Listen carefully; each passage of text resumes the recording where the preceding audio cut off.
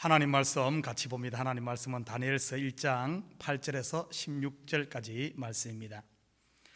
다니엘은 뜻을 정하여 왕의 음식과 그가 마시는 포도주로 자기를 더럽히지 아니하리라 하고 자기를 더럽히지 아니하도록 환관장에게 구하니 하나님이 다니엘로 하여금 환관장에게 은혜와 긍휼을 얻게 하신지라. 환관장이 다니엘에게 이르되 내가 내 주 왕을 두려워하노라. 그가 너희 먹을 것과 너희 마실 것을 지정하셨거늘 너희의 얼굴이 초췌하여 같은 또래의 소년들만 못한 것을 그가 보게 할 것이 무엇이냐. 그렇게 되면 너희 때문에 내 머리가 왕 앞에서 위태롭게 되리라 하니라.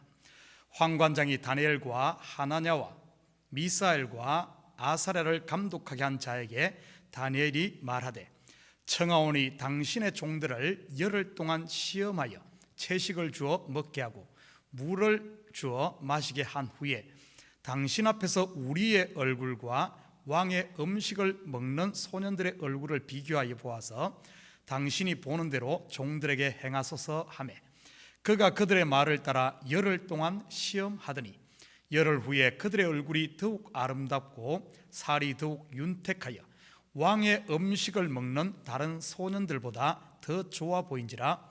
그래야 감독하는 자가 그들에게 지정된 음식과 마실 포도주를 제하고 채식을 주니라. 아멘. 등산을 할 때 올라가는 것과 내려오는 것 어느 것이 쉬울까요? 당연히 내려오는 것이 쉽습니다. 그렇다면 인생길은 어떨까요? 정상을 위해 올라가는 것과 정상에 도달한 후 내려오는 것, 무엇을 쟁취하는 것과 쟁취한 것을 포기하는 것, 돈을 버는 것과 번 돈을 나누는 것. 사람은 정상에 오르기 위해서는 힘을 합쳐 협력을 잘 합니다. 그런데 정상에 오르고 나면 그때부터 문제가 생기죠. 인생길에서는 내려오는 길이 훨씬 힘듭니다. 왜냐하면 세상에서는 오르는 것만 가르치지 내려오는 길은 가르치지 않기 때문입니다. 정상에 올라보지 못해 모르겠다고요? 아니요, 여러분은 벌써 정상에 올라 있는 사람입니다. 한번 볼까요? 고린도서 6장 9절 10절 같이 봅니다. 무명한 자 같으나 유명한 자요, 죽은 자 같으나 보라 우리가 살아있고 징계를 받는 자 같으나 죽임을 당하지 아니하고 근심하는 자 같으나 항상 기뻐하고 가난한 자 같으나 많은 사람을 부유하게 하고 아무것도 없는 자 같으나 모든 것을 가진 자로다. 누가요? 저와 여러분이죠. 제 말이 아닙니다. 성경은 우리 성도들에게 유명한 자요 모든 것을 가진 자라고 말합니다. 지극히 높으신 하나님의 자녀이니까요. 우리는 어제 아침에 예루살렘이 파괴되고 하나님의 성전 기명들이 이방으로 옮겨진 배경을 살펴보았습니다. 그리고 하나님의 백성들이 바벨론의 포로로 잡혀오게 된 사실도 살펴보았지요.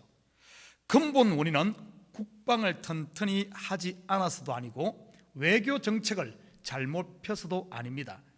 바로 하나님의 말씀에 불순종한 결과, 즉 죄 때문이지요.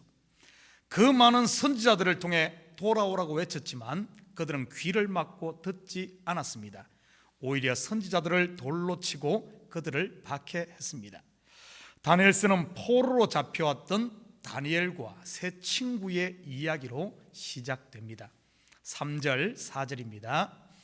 왕이 환관장 아스부나스에게 말하여 이스라엘 자손 중에서 왕족과 귀족 몇 사람 곧 흠이 없고 용모가 아름다우며 모든 지혜를 통찰하며 지식에 통달하며 학문에 익숙하여 왕궁에 설만한 소년을 데려오게 하였고 그들에게 갈대아 사람의 학문과 언어를 가르치게 하였고.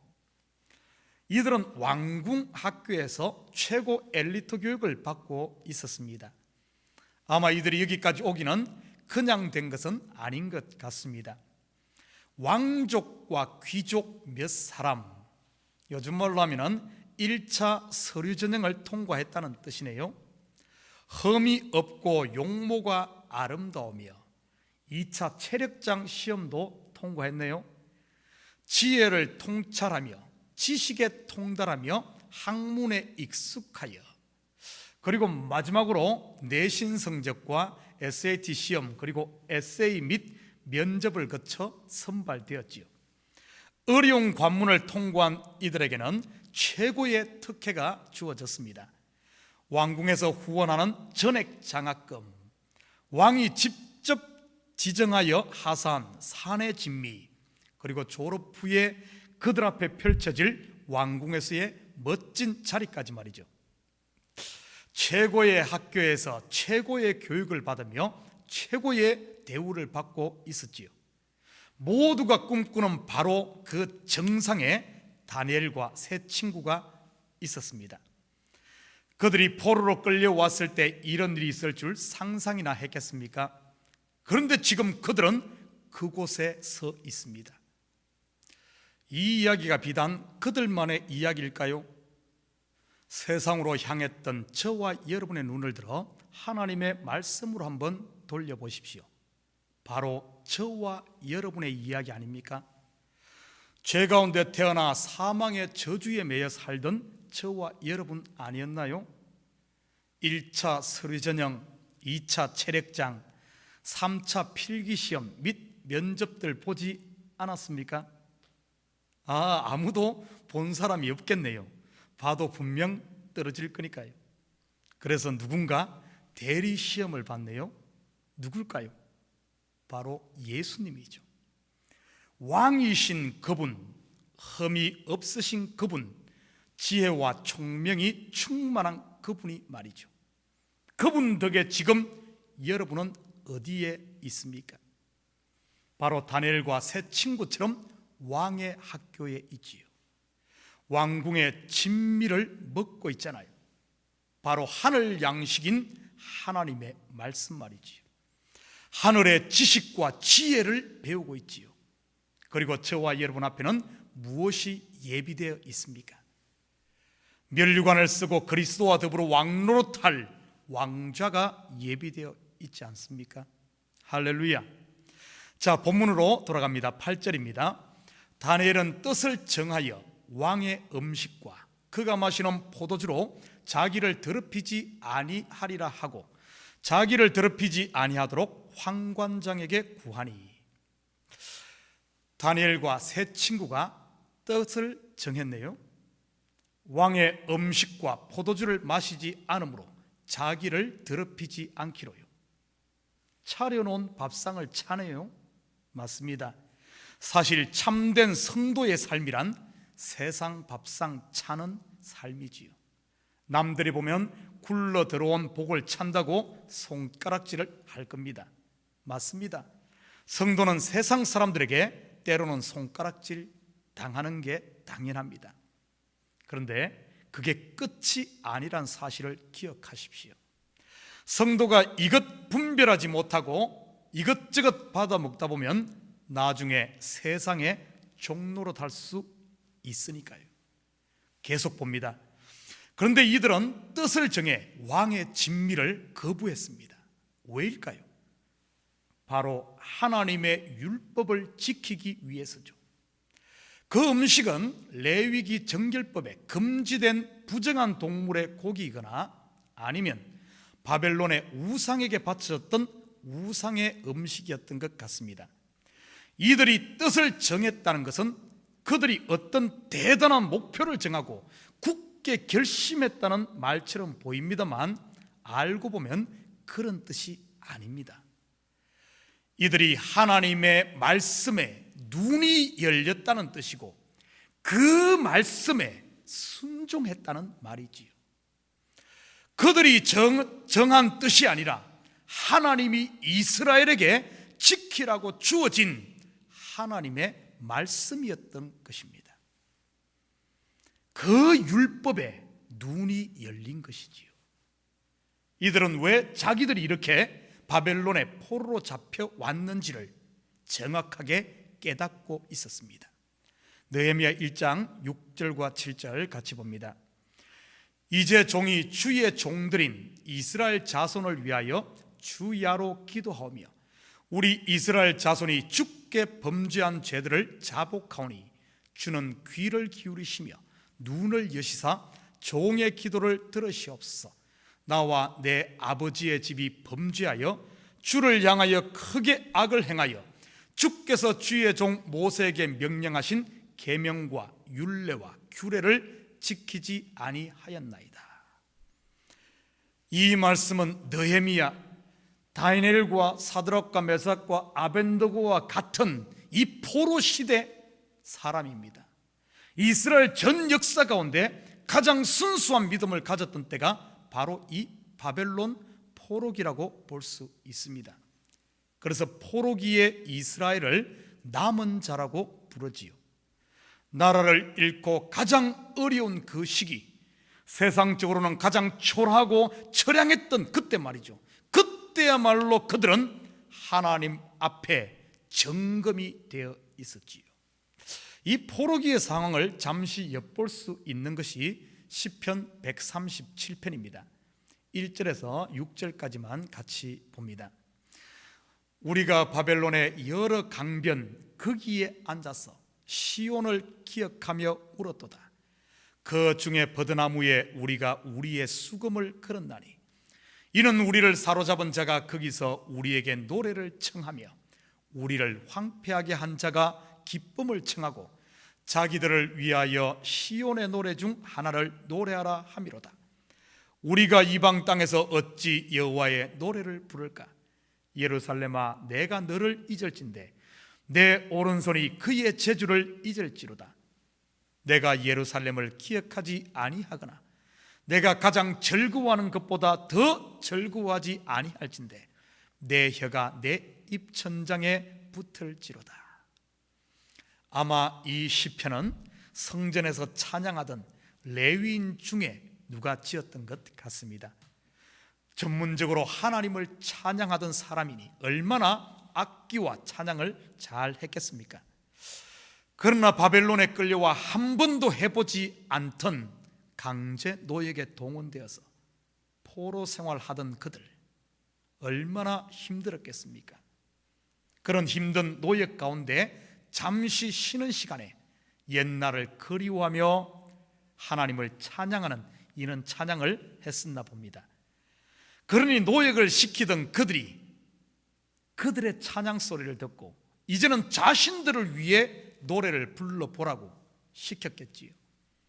하나님을 찬양하던 그들이 그들의 원수를 위해 노래하라고 하니 얼마나 기가 막히고 서러웠겠습니까? 그렇다고 시킨 대로 안 하면 채찍과 죽음의 위험이 있지 않았겠습니까? 그럼에도 불구하고 그들은 원수를 위해 노래하지 않았습니다. 전해오는 전성에 보면 노래하던 레위인 중에는 이 바벨론 그들을 위해 노래를 부르지 않기 위해 스스로 벙어리가 되기도 하고 악기를 연주하지 않기 위해 손가락을 일부러 부러뜨렸다는 이야기가 전해옵니다. 이런 고난을 통해 포로 시대를 살던 그들은 다시 하나님께로 말씀으로 돌아옵니다.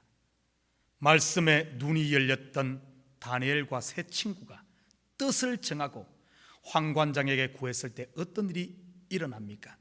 9절 같이 봅니다. 하나님이 다니엘로 하여금 황관장에게 은혜와 긍휼을 얻게 하신지라. 15절과 16절입니다.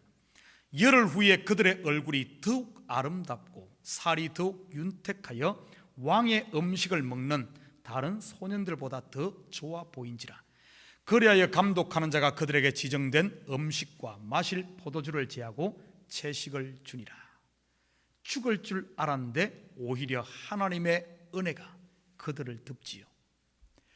왕의 진미를 먹지 않고 채식을 했으니 얼굴이 초췌할 줄 알았는데 오히려 더 윤이 나고 건강하네요. 마태복음 10장 39절입니다. 자기 목숨을 얻는 자는 잃을 것이요 나를 위하여 자기 목숨을 잃는 자는 얻으리라. 이들은 교육받는 학교에서 첫 번째 관문을 믿음으로 잘 극복합니다. 시작이 반이란 말이 있지 않습니까? 첫 단추를 잘 끼니 앞으로 이들의 삶에 맵시가 납니다. 바로 이들을 통해 하나님의 영광이 이방에 선포되지요. 뜻을 정함, 곧 하나님의 말씀에 순종함으로 말이죠. 다니엘과 세 친구는 곧 우리라고 했습니다. 그렇다면 이 시대 내가 정해야 할 뜻은 무엇일까요? 하나님께서 나에게 지금 하시는 말씀 말이지요. 멀리서 찾으려고 하지 마십시오. 다니엘과 세 친구에게는 바로 앞에 차려진 왕의 진미였듯이 여러분이 지금 당장 당면하고 있는 것이니까요. 내 속에 육신의 소욕과 성령의 생각이 충돌하는 부분은 없습니까? 하나님의 말씀과 내 원함이 부딪히는 부분은 없나요? 성령은 용서를 원하는데 내 마음이 잘 따라주지 않아 괴로워하고 있지는 않습니까? 하나님의 영은 기도하라고 하는데 내 몸은 좀 더 눕자, 좀 더 졸자, 좀 더 자자 하지는 않나요? 성령은 교회의 어려움에 함께 동참하라고 하는데 자꾸 아까움 생각이 들어 살피 미루고 있지는 않습니까? 하나님의 말씀은 은혜의 자리로 나를 부르는데 내 자존심, 내 자랑 안 하면 삶의 재미를 다 잃을 것 같나요? 사랑하는 성도 여러분, 올라가는 것은 시키지 않아도 누구나 추구하며 쫓아갑니다. 그러나 그 자리를 버리고 제자들의 발을 씻기고 계신 예수님의 자리로 내려가는 것은 아무나 할 수 없죠. 다니엘과 세 친구처럼 용기 있는 자만이 할 수 있죠. 어쩌면 지금이 바로 그 용기를 내야 할 때가 아닐까요? 죽으면 죽으리라 하고요. 기도합니다. 사랑의 아버지 하나님, 참으로 감사드립니다. 하나님의 말씀에 눈이 열린 다니엘과 세 친구가 그 말씀에 순종하기 위해 자기의 생명을 걸었듯이 이 시간 아버지 하나님, 하나님께서 우리 마음에 성령으로 말씀하시고 내가 가야 할 길, 내가 해야 할 일, 성령께서 마음에 요동하심에도 불구하고 우리는 그 말씀 앞에 서지 못하고 살피 미루고 있는 부분은 없습니까? 하나님, 다니엘과 세 친구가 황관장 앞에 담대히 서서 그들의 신앙을 고백하고 그들의 요구를 입술로 말했듯이 이 시간 우리도 아버지 하나님, 하나님 앞에 서게 도와주시옵소서.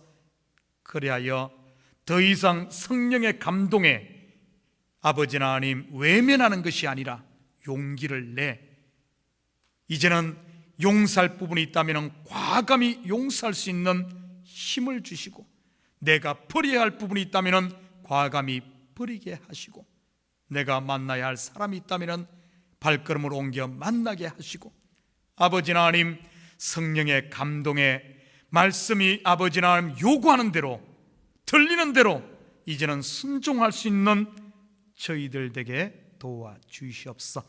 그래야 아버지 하나님, 죽음이 아니라 하나님의 영광을 보는 아버지 하나님 주님의 역사를 오늘도 체험하게 하시고 살아계신 하나님의 손길을 오늘도 만나는 저희들 되게 도와주시옵소서. 오늘 하루도 주님께서 우리 성도들 발걸음마다 복되게 하시고 이런 믿음의 결단이 있고 말씀에 순종하며 성령의 인도함을 받는 저희들 될 줄 믿사오며 이 모든 말씀 예수님의 이름으로 기도드립니다. 아멘.